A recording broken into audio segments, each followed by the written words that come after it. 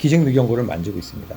굉장히 단단한 연골임에도 불구하고 굉장히 흐물흐물거리고 힘을 잃었다는 것을 볼 수가 있죠. 이거는 이제 비중격이 굉장히 작게 나온 것 같아요. 이거는 귀연골입니다. 많은 정보의 홍수 속에서 환자분들이 이런 어떤 잘못된 정보를 가지고 또 재수술을 하는 그런 안타까운 경험들을 하지 않았으면 하는 것이 제 개인적인 바람입니다.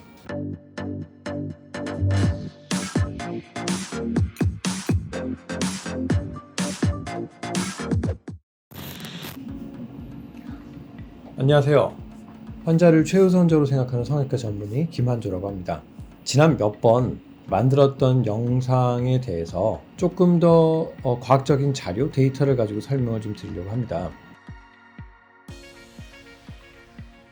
결국엔 지금 인터넷에서 많이 되는 얘기, 항상 되는 얘기죠. 귀연골이 흡수가 더 많이 되느냐, 비중격이 흡수가 더 많이 되느냐, 귀연골은 힘이 약하다, 비중격은 강하다, 뭐 등등등. 여기서 보시면 그거에 대한 명확한 영상을 제가 만든 게 2편이 있습니다. 그럼에도 불구하고 아직까지도 계속 환자분들은 기증늑연골은 나쁜 건가요? 근데 귀연골하면 힘이 강할까요? 에 대한 질문들을 합니다. 다시 한번 정리해드리자면 어떠한 연골이든 다 흡수가 됩니다. 근데 여기서 표현을 좀 달리 해볼게요. 흡수가 된다기보다는 힘을 잃는다고 하는 게 더 좋은 표현일 것 같아요. 내 몸에서 정상적인 연골은 그 주변의 혈류를 통해서 피를 먹고 삽니다. 근데 그 조직을 떼서 다른 부위에다 이식을 하게 되면 초반부에는 그 연골로 직접 들어가는 혈류가 떨어지게 됩니다. 혈류가 떨어지면 먹고 살 영양분이 부족하게 되는 거죠.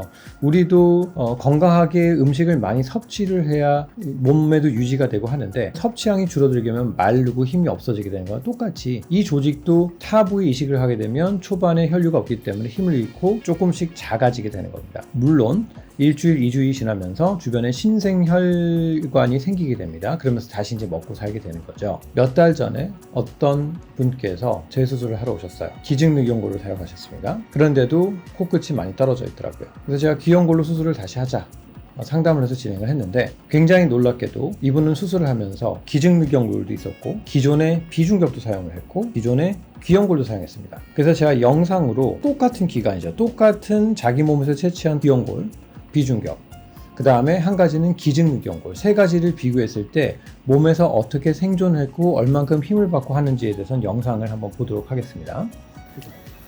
영상을 보시면 포셉으로 집게로 제가 기증늑연골을 만지고 있습니다. 굉장히 단단한 연골임에도 불구하고 굉장히 흐물흐물거리고 힘을 잃었다는 것을 볼 수가 있죠. 양은 굉장히 많은데 코끝을 지탱하는데 이 연골이 얼만큼 힘을 받을까라고 하면 여러분이 판단할 몫이라고 생각합니다. 이거는 이제 비중격이 굉장히 작게 나온 것 같아요. 비중격을 보면 똑같은 지금 몇 년이 지난 연골인데도 양은 기증늑연골보다는 훨씬 적긴 하지만 굉장히 딱딱하고 탱탱하게 잘 유지가 되는 것을 보실 수가 있습니다. 아주 단단하게 유지가 되죠. 비중격도 혈류만 잘 유지가 된다면 생각보다 흡수가 많이 안 되고 단단하게 잘 유지가 됩니다. 이거는 귀연골입니다. 귀연골도 지금 보시면 단단하게 유지가 되고 부러질 수는 있겠지만 뒤에 연골막이 붙어 있기 때문에 유지가 되면서 탄력이 떨어지지 않았습니다. 이 영상으로 저는 백문이불여일견이라고 생각을 합니다. 비중격은 굉장히 얇지만 강도가 있고 그렇지만 힘을 받으면 부러질 수가 있는 것이죠. 귀연골은 아까 비중격과 비교해서 분명히 영상상으로는 강도는 덜 하지만 탄성이 있기 때문에 부러진다 하더라도 연골막이 지지가 돼서 유지가 됩니다.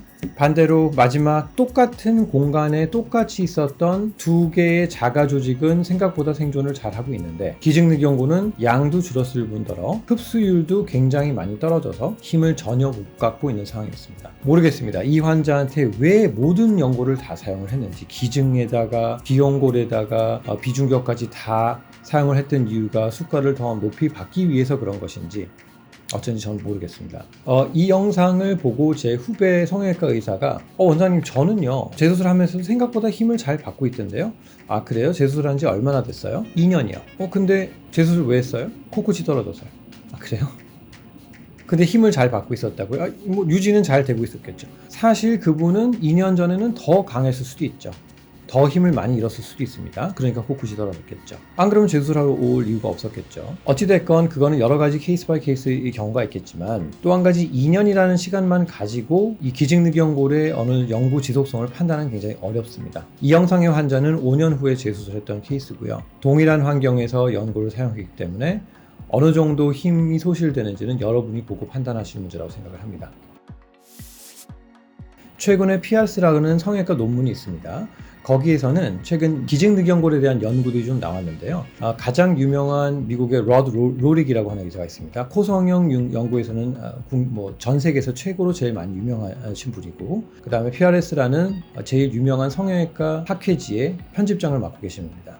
그분이 최근에 냈던 논문 중에 하나가 뭐냐면 기증늑연골의 유용성에 대한 논문을 냈습니다. 자, 여기서 분명히 중요한 것은 우리나라에 들어온 기증늑연골과는 완전히 다른 기종의 늑연골입니다.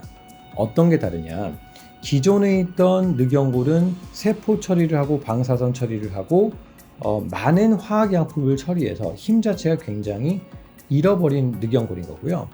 이번에 논문은 늑연골 자체가 완전히 냉동 결절당 센서로 프레시하게 그대로 이용된 늑연골이라는 점에서는 분명히 차이가 있습니다. 이 늑연골 재료가 한국에 들어와서 수입이 된다면 분명히 저도 사용해 볼 의향은 있습니다. 워낙 유명하신 분이 검증을 해줬기 때문에. 그렇지만 기존에 있는 형태의 늑연골은 정말 바람직하지 않은 조직이라고 생각을 합니다.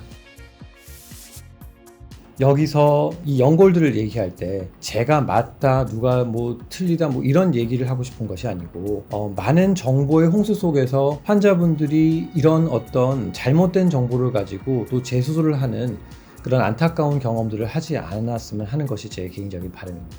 감사합니다.